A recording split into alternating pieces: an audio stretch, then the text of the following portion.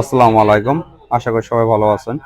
Quick fix video থেকে আজকে একটা নিউ ভিডিও নিয়ে আসলাম। এটা হইলো আসলে আইপ্যাড আইপ্যাড 13 প্রো 2024, একদম লেটেস্ট এবং নিউ মডেল। আসলে এটা প্রবলেম হয়েছে, হঠাৎ করে বন্ধ হয়ে যায়। যাই হোক, উনি আমাদের কাছে নিয়ে আসে, আমরা আসলে এটা ফাইন্ড আউট করে দেখি আসলে মাদারবোর্ড থেকে প্রবলেম, যেটা আসলে এখনো কোনো পার্টস চায়না তো রিলিজ হয় নাই। আমরা ট্রাই করতেছি আসলে এটা রিপেয়ার করার জন্য। চায়নাতেও রিলিজ হয় না, আমরা অবশ্য এই প্রোডাক্টটা চায়নাতে অর্ডার করা হয়েছে। দেন আশা করি এটা কাজকে দেওয়া যাবে সম্পূর্ণরূপে এবং আগে অবস্থায় ফ্রি দেওয়া যাবে। তবে আমাদের বেশ কিছুদিন সময় প্রয়োজন।